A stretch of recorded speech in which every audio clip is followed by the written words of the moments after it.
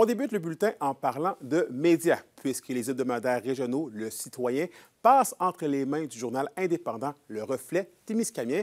Et Zachary, la direction des journaux sera basée dans la région.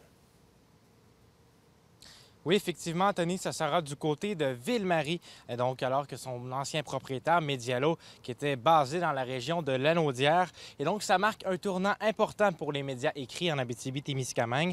Et la vente de journaux qui s'est fait assez rapidement, selon la propriétaire du Reflet Témiscabitibien, Karen Lachapelle. Et donc, pour elle, cette acquisition, c'est plus qu'une expansion plutôt d'entreprise. Il s'agit vraiment de renforcer la présence des médias écrits, de ramener des journalistes sur le terrain et de recréer le lien entre le public et son journal. Également, elle veut favoriser la collaboration entre ces équipes, que ce soit à Ville-Marie, mais également avec les citoyens de Val-d'Or et Rouyn-Noranda. Il ne faut pas oublier les petites villes comme Amos et La Sarre qui parfois se sentaient laissées pour compte. Et donc, enfin, la nouvelle propriétaire veut miser sur l'efficacité et l'innovation en utilisant les ressources de ces autres entreprises. Et voici donc comment elle résume sa décision. Je vous dirais que c'était vraiment très rapide. En moins d'un mois, la transaction s'est faite.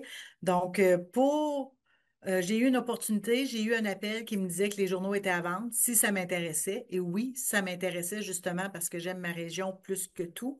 Puis je trouvais que c'était une super belle opportunité de développement, mais aussi d'unifier la région. J'ai déjà le journal au Témiscamingue, donc en ayant ceux de l'Abitibi, ça allait de soi, là. C'était dans une continuité.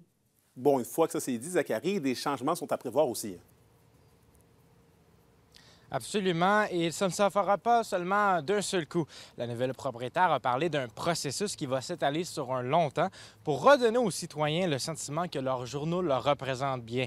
Elle veut que chaque décision qui soit prise reflète les besoins réels de la population en écoutant leurs idées. Et ce qu'on sait déjà, c'est qu'il y a une application de téléphone qui est en train d'être créée en ce moment. Et il y a également des outils numériques qui vont assurer la pérennité et l'accessibilité des informations plutôt dans les années à venir. On écoute à nouveau Karen Lachapelle. En fait, à très court terme, pour les gens de l'Abitibi, ce qu'on veut, c'est justement ramener davantage de nouvelles de l'Abitibi, retourner sur le terrain, engager des journalistes pour qu'on parle de nous. Si nous, on le fait pas, les médias de la région, qui va le faire? Donc, à très court terme, c'est notre but.